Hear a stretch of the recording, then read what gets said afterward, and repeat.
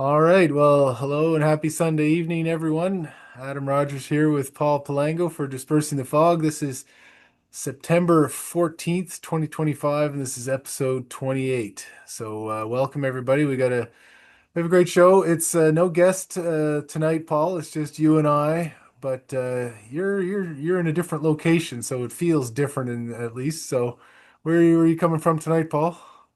I am coming to you from Cumberland, British Columbia on Vancouver Island. Ooh, okay. All right. Suppose we arguably the nicest part of Canada, one of the top areas at least, Vancouver Island. So you agree so far from what you've seen?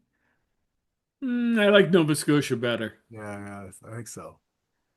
You Yeah. know, it's a little, our nephew was saying last night that, as someone who's moved from Ontario to British Columbia and he works there and his brothers work there and his parents live there, he said people in British Columbia don't really, uh, aren't really cordial towards people who come from elsewhere.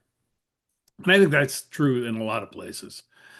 Uh, Well, yeah, they're concerned that it's like Nova Scotia has seen a little bit of this in the last few years, realizing that other people have discovered the secret and hoping it doesn't get out too extensively. Yeah, it's a different world. Like, I don't like all the rain and the fog and the smell of sort of wet wood that is sort of or is British Columbia. It's just a different sort of feeling. Well, things are good in other parts of the country, Paul. The Blue Jays just swept the Orioles, and they're well comfortably in first place. Looks like we'll get some playoff baseball, which is the best kind of sporting you can have. So we're coming on to mid-September. That's when that starts to become important. I'm not sure how much of it you follow out there. You're in the West Coast, so you're in a good time zone for watching sports. Yeah, I'm here, and I have to admit, um, I went to the United States. We came out here to go to a wedding, and we saw it as an opportunity to.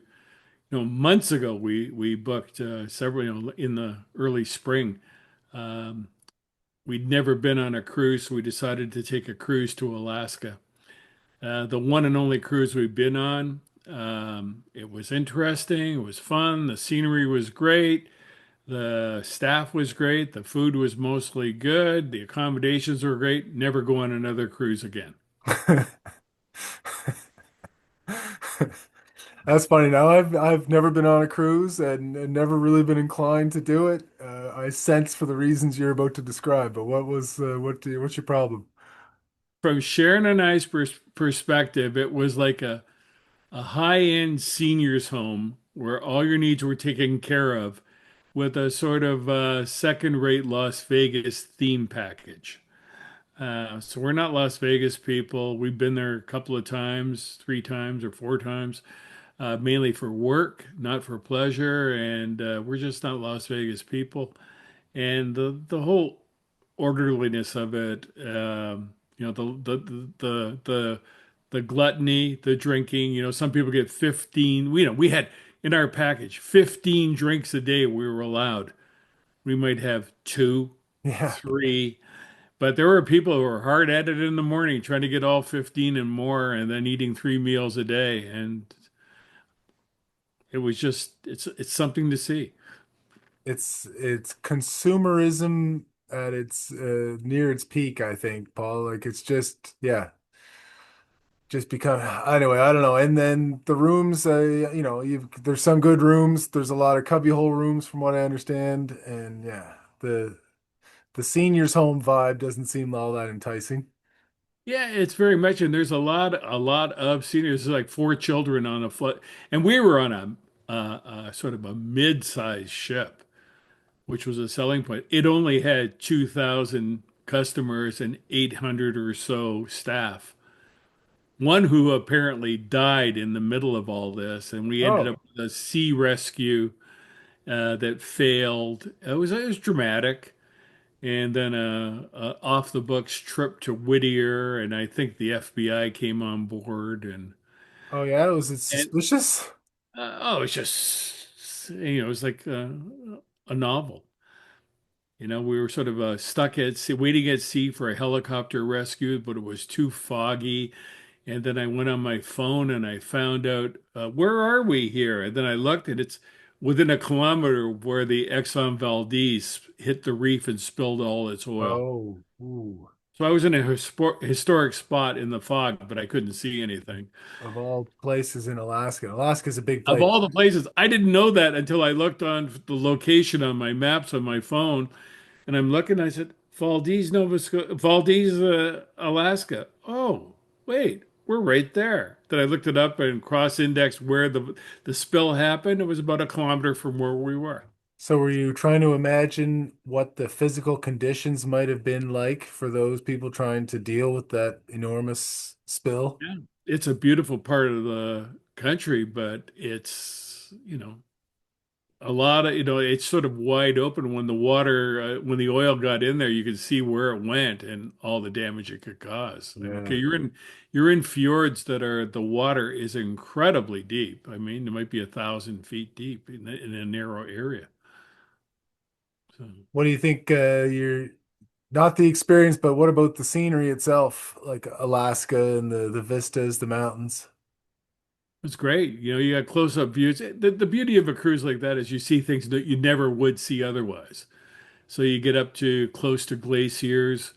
You go to Juneau. Like the funny, I never realized this before. Juneau is the capital of Alaska. It's not connected to mainland Alaska, and you can't get to it by road. As someone said to me, there's only three. There was a doctor we came across said there's only three ways to get to Juneau: air, sea, or birth canal.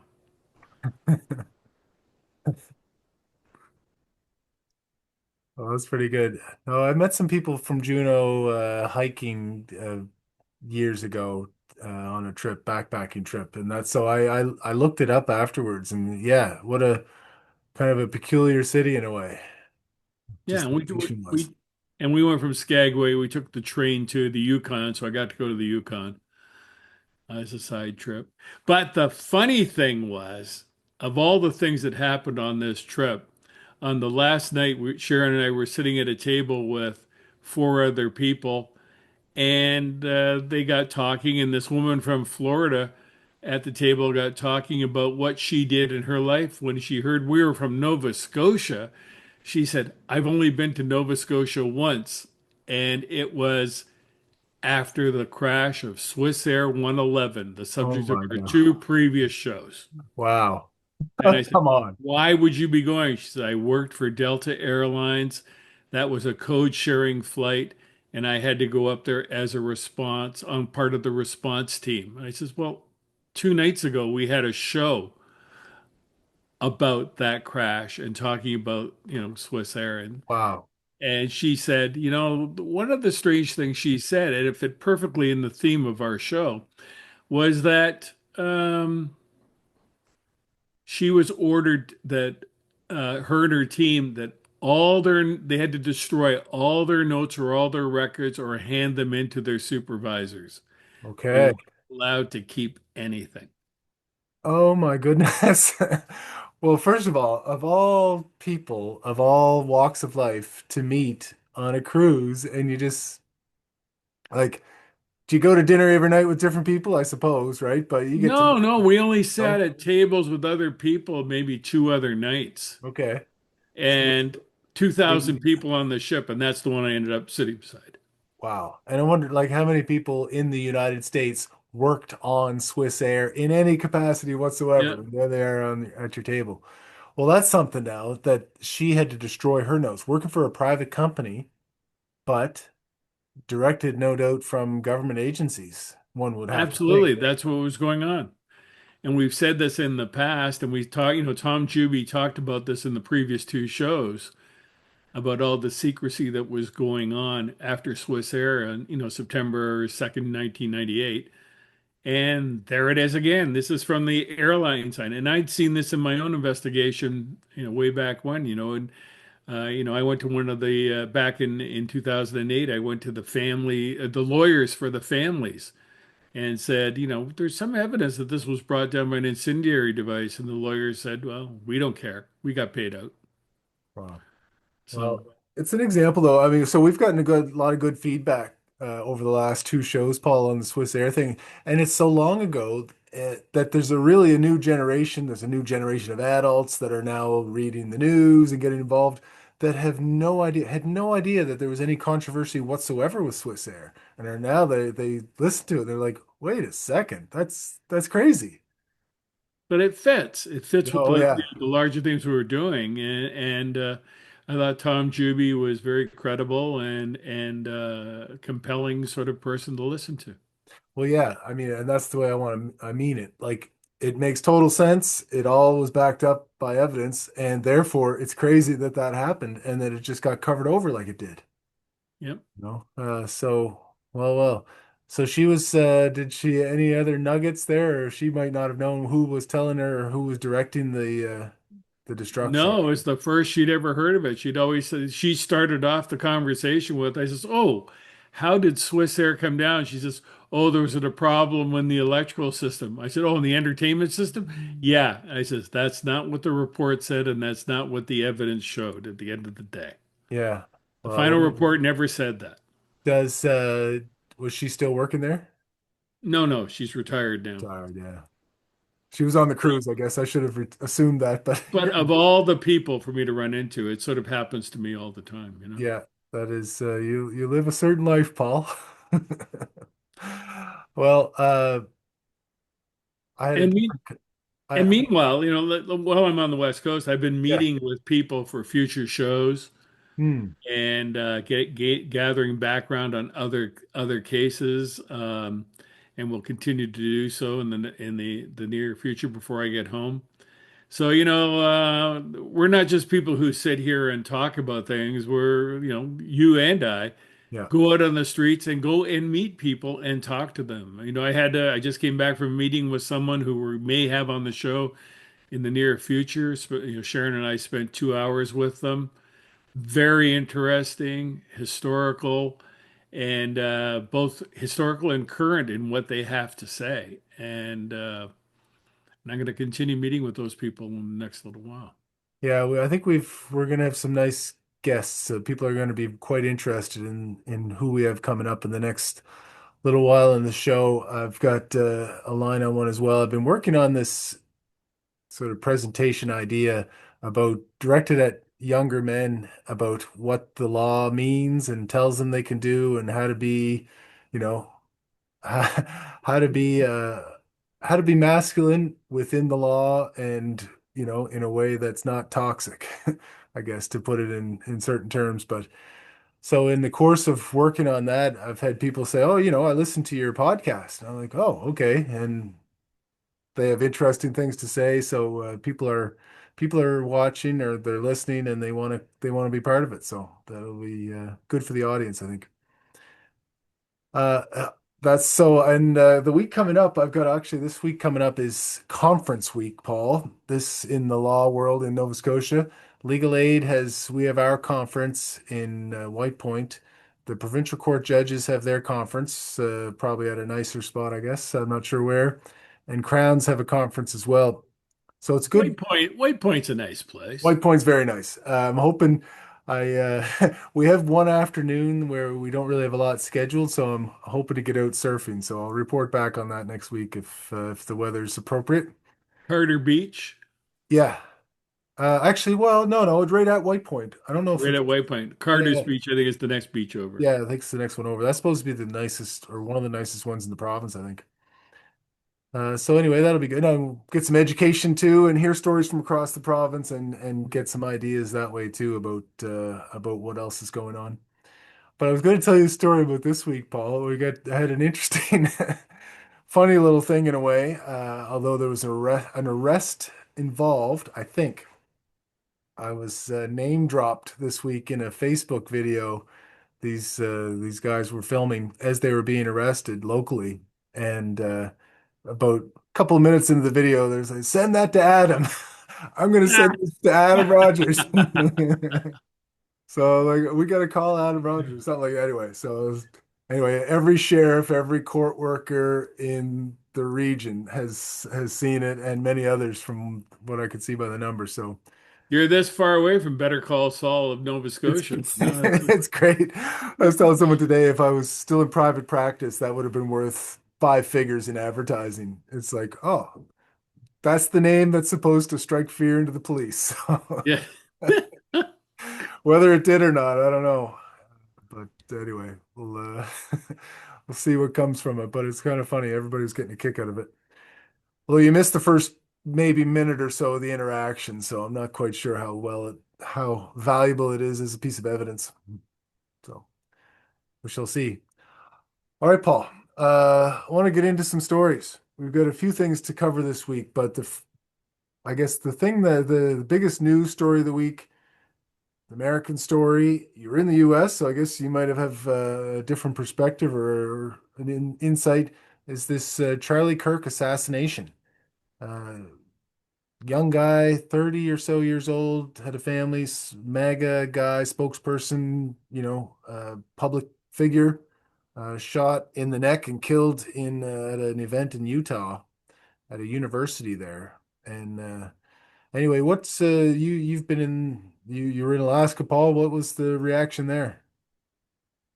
It's was really odd. I mean, the thing I was on the cruise, then we went to Anchorage for a couple of days and spent time in Anchorage right around that time. And first of all, when we went on the cruise, I'd say the majority of people who came up to us and found we were Canadian, and they were American, apologized to us about their president.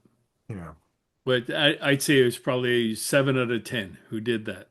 If they met us, it was like, "Oh, we're so sorry for what's happened."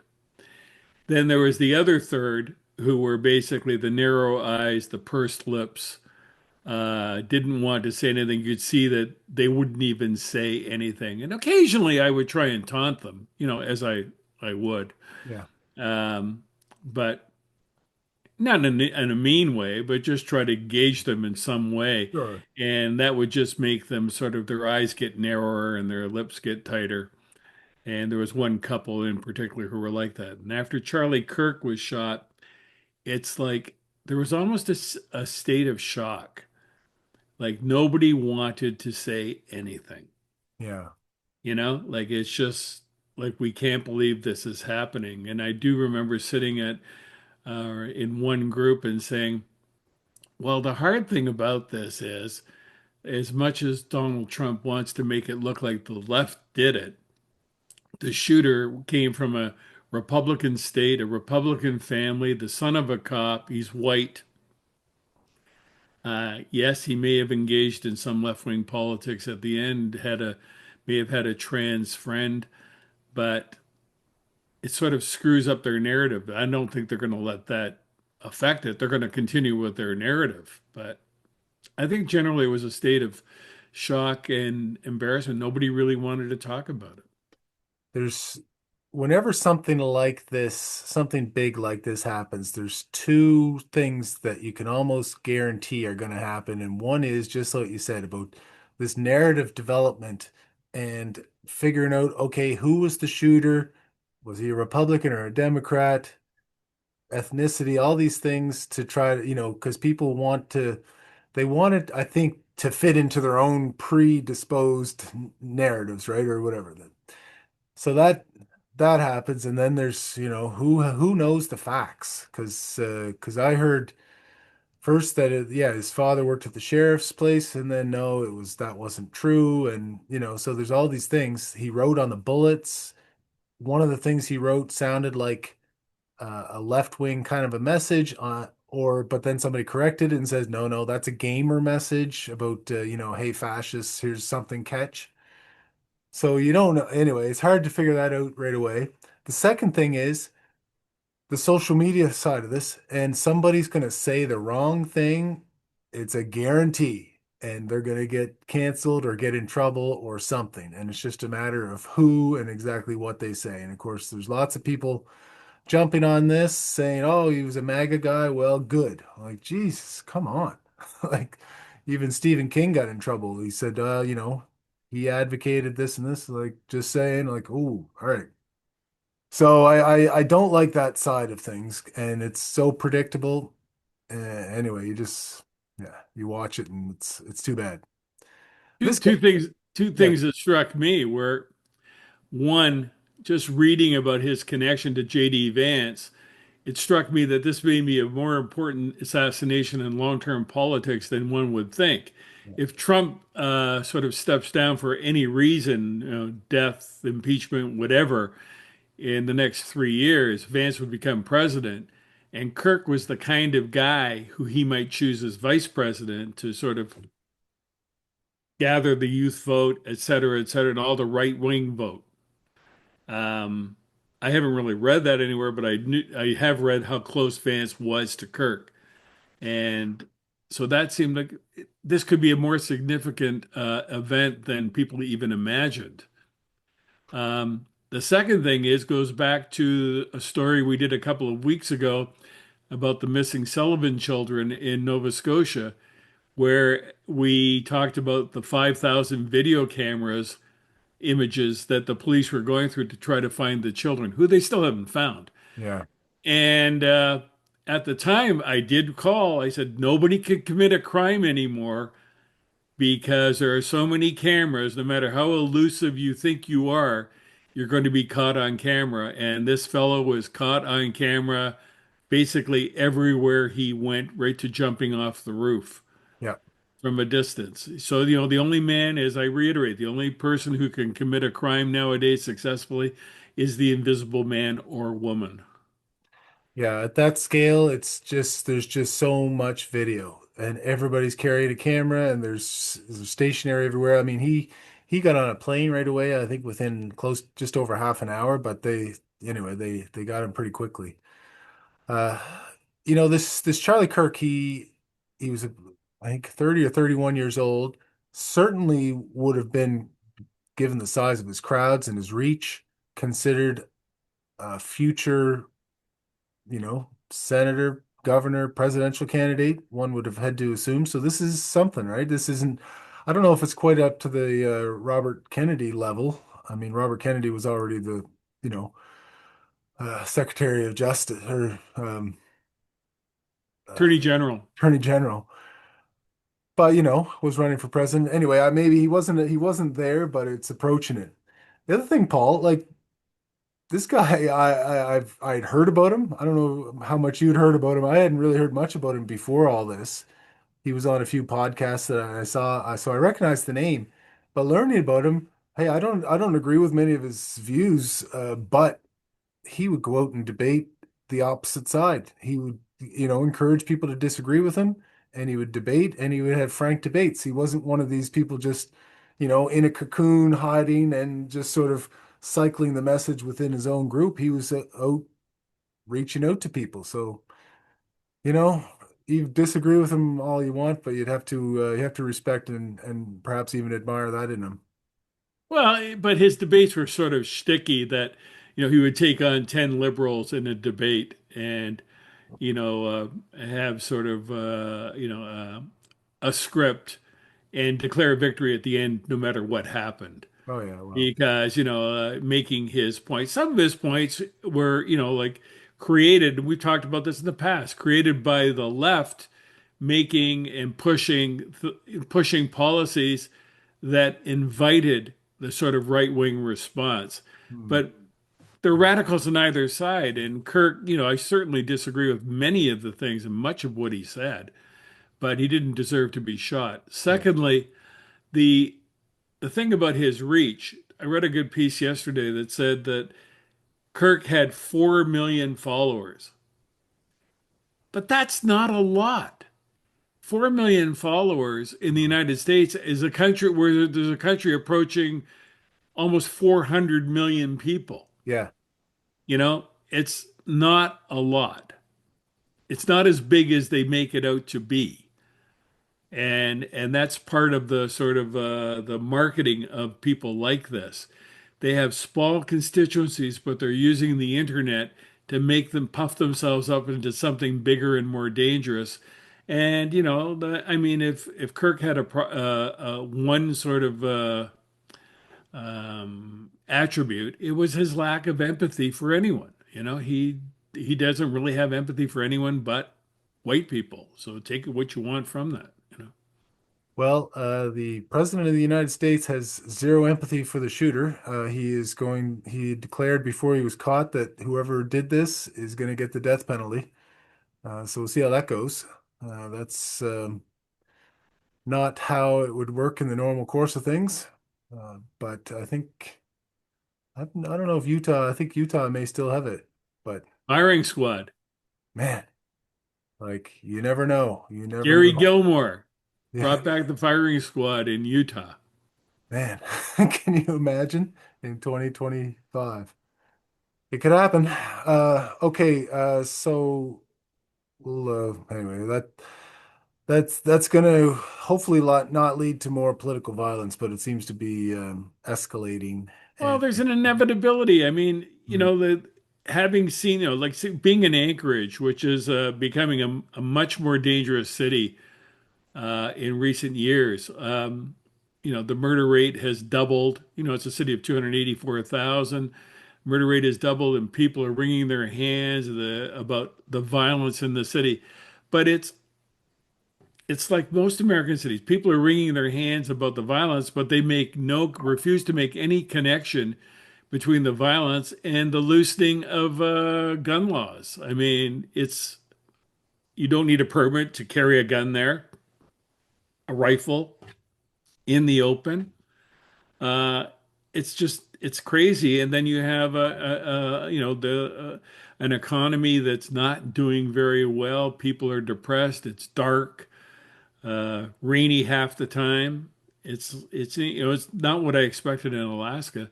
But even the locals are going, we wish we could, some of the locals will say, we wish we could do something about all the guns, but it's beyond their control. And the Americans don't want to connect the dots. They just refuse to connect the dots between guns and violence. yeah, it's pretty incredible. Like the evidence is so clear on it, and they just don't want to fix it. That's the only conclusion at this point. Maybe little parts of the country here and there, but you think Alaska, where I mean, yes, they're American, but they're distant, that they would have the freedom, in a sense, to take a different approach. Well, Charlie Kirk said it again, and that quote has been sort of circulated widely. Losing a few lives every year is worth it as long as we have the second. That's the cost of having the Second Amendment. And that's a good thing, basically what he said. And those lost lives are children. It's the leading cause of death in the United States for children. It's gunshots. Yeah. Uh, you know, and they don't want to do anything about it because they all think they're cowboys. And you see that in Alaska. The one thing I noticed about Alaska, the men are all sort of often drugged out or blissed out. It's the highest use of marijuana cannabis in the United States per capita. Uh, so they're blissed out, drunk, sort of furry baseball cap wearing people, and the women are sort of plain Janes and muscular. I don't know. It's like not my kind of place. Yeah, it's tough when you're living up in that part of the world, I think, too. But, what do you do? You go that way, or you could find something more fulfilling. I don't know. It's a different, yeah, different part of the world, I guess. Well, and it's largely government. It shows what happens in an economy. The biggest employer is the government. They had, at the end of where we were staying, overlooking the bay, I could see the jet planes landing at Elmendorf Richardson Joint Forces Base, where Putin and Trump had met a few weeks earlier. Oh, yeah. Yeah, so you're watching Another a second historic location you visited. yeah, we were, just giant military base, 20, 30,000 people there, and watching the jet fighters landing side by side. It's it's a different country. As I said before, they look like us and talk like us, but they're not us. Some would argue, Paul, that between the Exxon Valdez spill and the Putin-Trump meeting, you were at the site of two disasters. But I don't know. The second one has yet to be determined, I would say, at this point. But we'll It's see. working See its what way happens. out right Yeah, now. exactly. It was funny though, like just the difference in the two countries. I had occasion this week. I have a. I had occasion to be doing research on sentencings for handgun violations, right? So I'm looking at cases throughout the country, Nova Scotia, Supreme Court across the country, and there's 30 months to, sort of 3 or 4 years is sort of the rough range for simply having a handgun that is loaded. If you're in a place where you're not supposed to have it, that's sort of the starting point. And the courts talk about, okay, well, if you have it in the wrong place and it's just purely administrative, right? You just didn't lock it up properly, blah, blah, blah. That's one thing. You might get a non-jail sentence. But if it's anything else, that we're going to presume almost that that's a criminal situation. Like it's inherently dangerous to have a handgun that's loaded in a vehicle outside the home, whatever. And so the approach in Canada is uh, probably getting 2 to 3 years in jail, even if it's a benign situation where you're not threatening anybody. So that's In Utah, where yeah. the shooting of Charlie Kirk happened, you can carry a rifle down the street as long as you don't have the magazine in it or a bullet in the chamber. How can you tell? How could a police officer tell what the difference is, or a citizen at close lets? Oh, that guy's a good guy with a gun. That guy's a bad guy with a gun. No, Just it's just insanity. that is very crazy. All right. Well, Paul, let's we'll switch gears a little bit. You're on the West Coast there, and we talked a little bit a few weeks ago about this nurse, Amy Hamm, that had got in a little trouble for comments about transgender patients that didn't seem quite fair. Anyway, so she got a name for herself, and now she's turned her fame or newfound 15 minutes into another topic or related topic, I guess, which is the state of downtown Vancouver. And she was comparing it to Boston and their approach to drug use, in in safe injection sites, all that kind of stuff. What did you were in Vancouver recently? What did you see? We our first stop was in Vancouver before we took the cruise, and we went out one night for dinner, and it was on Pender and sort of approaching the Lower East Side in the Lower East Side, and it was unbelievable. Amy Hamm is maybe a nurse, but she's a good observer, and she's been writing in the National Post about various subjects.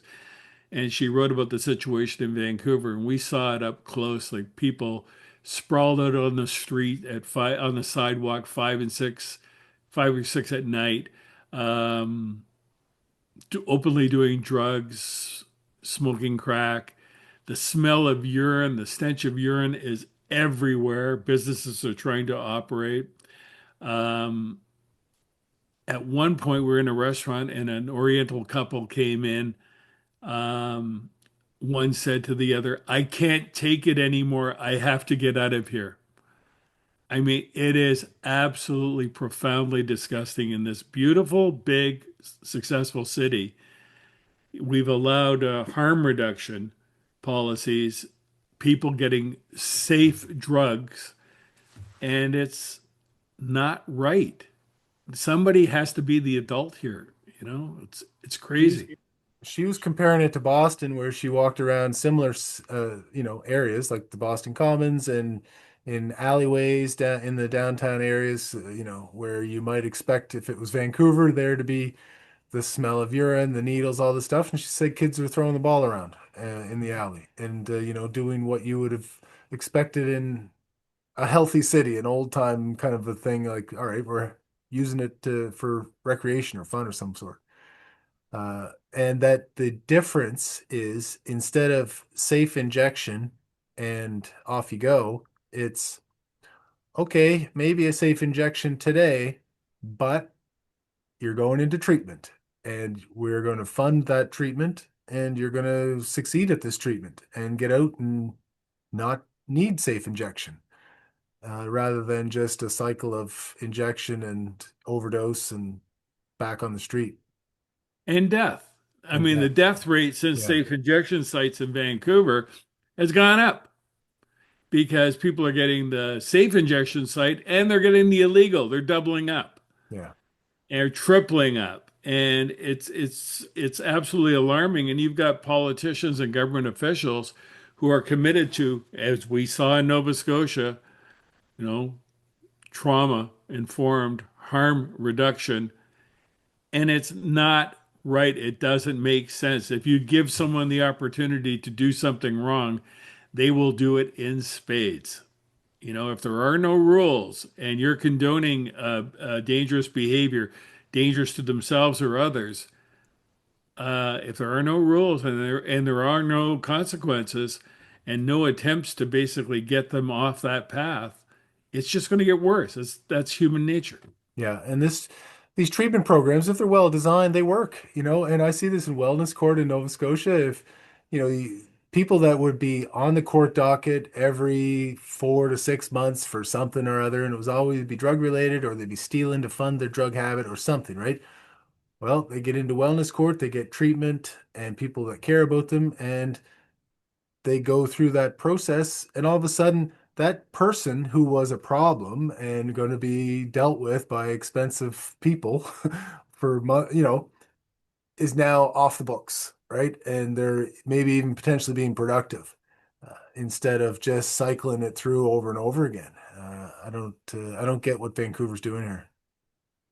Well, it's sort of the Canadian way. Like, Yeah, don't yeah. deal with it, push it down the road, don't make a tough decision. We're going to be progressive, and your city is being destroyed. When I see that Oriental couple saying, I can't take it anymore.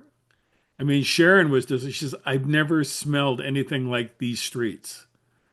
And One of it's a the, problem right across the West, especially I think in cities, say Saskatoon, Winnipeg, whatever. It's a big problem. one of the consequences maybe of treating it as a medical issue is, all right, it's a medical issue. Hey, man, if you've got a medical issue, you can decide whether to deal with it. And we're not going to force you into it, and we're not going to be too heavy-handed about it. You want to take that treatment, go ahead. Whereas if they're a little more, not involuntarily, but a little more forceful about it and get people into treatments, a treatment facility that is where they want to be, and not something where they're like, Jesus, get me the hell out of here. And I'm back in the street. Yeah, like in Can't be, just a slight digression. One of the Nova Scotia massacres, yeah. one of the white shirts who was involved in that and sort of escaped any accountability for their actions spent about 3 or 4 months, I understand it, in a high class rehab center not far from where I am now on Vancouver Island. And we're back there making their money because nobody said a word about it. You're not allowed to talk about it, but I learned about it. But none of that's available, it seems, to people on the streets, and that's not right. I wonder what the how the rehab facility high end compares to a cruise ship, Paul. Might be a good vacation sometime if you had the right kind of an employee program. Just Yeah, maybe take a couple of months and go to rehab. See ya. I'm just at that age and sort of whatever. I just don't do enough stuff to warrant rehab. Although some things I should be locked up. Well, I think you're probably safe if you made it this far. Yeah. So, Paul, there was another story that we wanted to get into, and it involves some things we've been talking about. I think we can maybe start on it because it's an evolving story, and it's one uh, involving this guy Ryan Wedding. It involves cross-border issues. It involves, the RCMP allegedly not being up to the job and cooperative with the FBI. You've been following this a little bit. Where do you want to start? This is the former Canadian Olympian. Well, the thing about this article by Sam Cooper in the Bureau, Sam Cooper's a former global TV guy who set up this investigative bureau. He's had some, he's been criticized for making a mistake here or there. God, we've made mistakes. I've made mistakes. Yeah. You're dealing in sort of treacherous waters, but this is a really good story he did this week on Ryan Wedding, former Olympian, Canadian Olympian, who went to jail first in the 2011-12, somewhere in that range for drug trafficking. And while in prison, met sort of the people who do this stuff very well and eventually set up his own organization and has become a dominant force, not only in Canada, in the world, in drug trafficking. And he's on the run. He's on the FBI most wanted list. I know there's a documentary being done about him right now. People are putting it together for the day he gets caught or killed.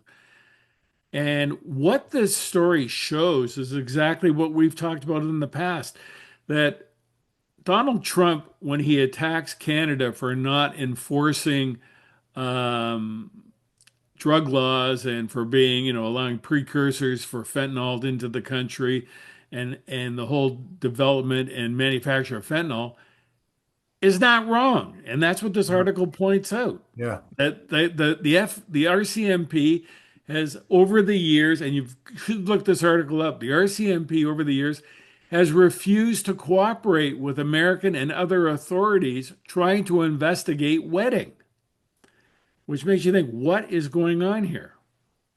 It's very peculiar, right? That part of the article, the theory in the article is that Canada is now a center or like a throughway. I don't know what you call it. Like they're in shipping terms, I think it would be like uh, a transportation sort of hub or Yeah. a transshipment hub, right? Where larger ships come in, they go on to smaller ships, and then they go off to the smaller locations. And so these drug shipments are coming up from the Caribbean, sometimes to Halifax, sometimes to Vancouver, going through the land border to the US. And it's like, well, why? Like, in in sports, all of a sudden, if Canada becomes very good at tennis or is starting to produce great basketball players or Olympians in certain disciplines, you're like, what's changed? Something must have changed. Investment in this, in the programming, or just some great superstars. Well, I don't think Ryan Wedding was a superstar criminal, but the conditions around it seem to have allowed for a Canadian presence in this international drug shipment world because, yeah, the RCMP is not cooperating. The ports are porous and owned by Iranian, Venezuelan, Hezbollah entities controlled by them. And it just seems to be the perfect conditions for something like this to emerge. And the murders, there's like in the article, they cite the number of murders that are linked to what Ryan Wedding and the cartels with which he's associated. And these cartels have basically taken over from the traditional sort of Italian mafia, even Russian mafia, and have seeped their way into Canada everywhere. And we've talked about this in the past of them coming into Nova Scotia, the Hells Angels controlling the Halifax airport or Halifax port, Vancouver port, the RCMP basically doing nothing because they took over from the Ports Canada Police, who were disbanded in 1997. And the RCMP is doing nothing. They don't have the personnel, the ability, or the interest to do this. They just stand back and create large files that go nowhere. The murders attributed to Wedding are Canadians being murdered in Mexico and other countries. I mean, they think he's changed his look. He's done all kinds of things to hide, and he may be protected. I mean, it's just a diabolically good story, but it shows how bad things are in this country and the lack of seriousness of politicians to deal with this very real problem. Yeah, the led to murders in Mexico and the Yucatan Peninsula. It seems like that's their hangout spot for some of these drug dealer expats or whatever you want to say. So that's yeah, led to that being an even more dangerous place.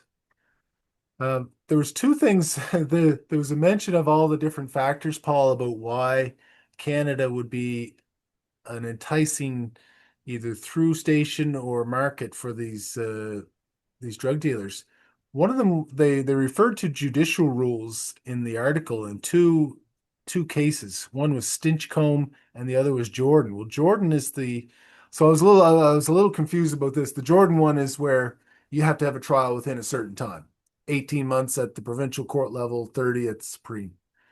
The Stinchcombe is you need to disclose your case to the defense. And so I wondered what the particular issues might be there. What do you think about this now? Like, is there things that maybe they think they'd be worried about disclosing in Canada about their operations, or like I didn't quite understand what the concern was there. If you have a search warrant or a warrant to arrest somebody, you'd have to reveal some information about how you got but I wouldn't see that as being a whole lot different than the US. I don't know. Oh, it's a lot different than the U.S. And I refer to this in both in Anatomy of a Cover-Up and earlier books I've written about the problems Stinchcombe has created for the police, and especially the Americans and others are really nervous about dealing with Canada because the Stinchcombe decision, which was um, created by Judge John Sapinka when he was on the Supreme Court. Sapinka was a defense lawyer from Hamilton. The Hamilton Courthouse is named after him now. Okay. And he was a defense lawyer who created a law that helps criminals, basically. And so the police have to reveal every little step they've taken in any case and reveal their sources. And this is sort of any what this has meant is that the FBI and others who were involved in investigations in Canada and joint investigations have to reveal everything. They don't want to do that. They don't need to do that. But the criminals are exploiting this in identifying agents who have to be identified and informants who don't have to be identified, and then threatening them or killing them. I've just got some documents in the last little while talking about this very thing that's not covered in Cooper's article about an internal review that showed that the RCMP and the Justice Department were not following the rules created to protect informants and Oh, not treating it seriously and exposing them to danger. This is all part of Stinchcombe.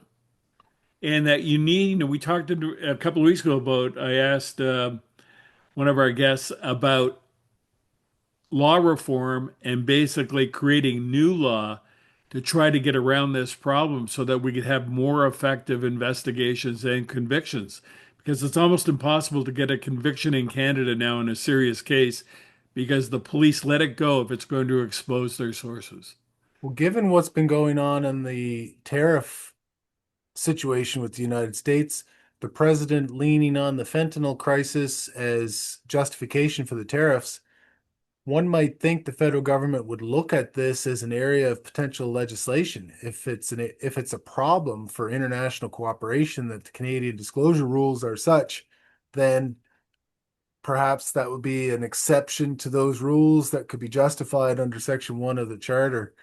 It would be tricky. I mean, you don't want to lead to situations where, you're kind of outsourcing your investigation to the United States just to avoid disclosure and then just accepting their word. I mean, there'd have to be some protections in there, but I could see, if there's a reasonable situation that needs to be dealt with and, disclosure restrictions would make a big difference, well, I could see legislation passing and passing charter scrutiny. Well, since the Stinchcombe decision, organized crime and money laundering have exploded in Canada. And that's part of what Cooper's article is saying. Yeah. And that's because the police cannot and the authorities cannot effectively conduct an investigation because people are afraid to cooperate with the police because they know they can't be protected. Everything is going to be revealed. And the criminals know this, and they're constantly chipping away, and their lawyers are constantly chipping away and making it almost impossible for a conviction to be brought in almost any serious case. There's a really interesting article though too. Among the other things it mentioned that cocaine prices have gone down recently from what was it, 45,000 a kilo to 20,000 uh shipping through Canada. And anyway, that's another reason for the transshipment idea because they could take it to Canada through the ports and then ship it all over North America through these East Indian owned trucking companies. And it's anyway, it seems like the whole infrastructure And is in that was an place. interesting. I was always wondering about that. Why are so many people named Singh being arrested at the border with drugs in their transport trucks? And it turns out this is all part of weddings operations, controlling some of these trucking companies through affiliates and co-conspirators. Yeah, well, it's I don't know if Ryan Wedding went to university, but that's vertical integration. That's business, you learn that in first year business, I guess. So We'll be revisiting this story in the future, but I want people to read it. yeah, Look it up. Sam Cooper, The Bureau. He's done some nice work and should be congratulated on it. yeah, I agree. It's good stuff, and yeah, we'll see. I mean, so this week coming up, Paul, the House of Commons is back in session, and we'll get a look at the Prime Minister Mark Carney, who just ran a 26-kilometer run, by the way. Did you see that in Southern Ontario? Mhm. Our 60-year-old Prime Minister. By the way, for people that don't know, that is a really long run. That's a long way to go. He must be training. Like, I went from going, I run maybe 10, 12 kilometers at a time to go do 20, is a big jump up. That would be painful and maybe unhealthy to jump right from 10 to 20. So if Mark Carney, he's probably regularly doing 15, 20-kilometer runs. That's a pretty impressive.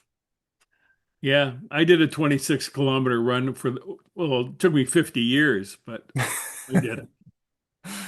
Well, that's good. So we'll see. We'll see how he handled the trails of Southern Ontario very well. We'll see how he handles Pierre Poilievre tomorrow. Before we go, Yeah. one last thing. On since I'm on Vancouver Island and I'm continually looking at local police operations, I'm told that in Nanaimo, the RCMP detachment there, rather large detachment on Vancouver Island, staffing is down 40%. This Okay. is the same across the country. Um, it's a desperate situation. The people who are working are overworked or not going to work. They're off on sick leave or whatever. It's just a growing problem. But there are signs that the federal government is now attacking in an unusual way. I've got a message from a Mountie, and I'm going to read it to you verbatim. Okay. We were told the liberal government is cutting our funding. Therefore, any members of the RCMP right now cannot have access to the proper training aside from the mandatory yearly firearm training. There is absolutely no extra training allowed. Interview course, search warrant, drafting course, impaired driving training, trauma approach training, forensic child interviewing training. They are suffocating us and they are freezing any transfers and promotions. Nobody is allowed to promote at the moment unless the position is absolutely necessary to fill. In other words, they are running vacancies everywhere. And Oh, so let's put this into perspective. The government of Nova Scotia wants the RCMP to be policing the entire province. yeah.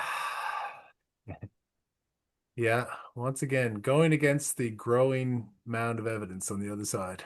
it signals to me that something is going to happen, that the RCMP is basically going to get the RCMP, the federal government is going to get the RCMP out of federal policing one way or the other. Yeah. All right. Well, that's a good place to end it, Paul. And good stories. We're going to be checking in on these next week and in the following weeks, and we'll come back either just the two of us or with a guest if we get the right person along. So look forward to that. Enjoy the rest of your trip out there, Paul. I think you're still traveling next week, but we'll connect somewhere, Yeah, we'll be around. wherever you might be. I am And continuing the investigation on the streets. yeah, he's the man, our man on the street, Paul Palango. There you are. Okay, well, thanks everybody for watching and thanks for listening, and we'll see you next time. See you later. Thank you.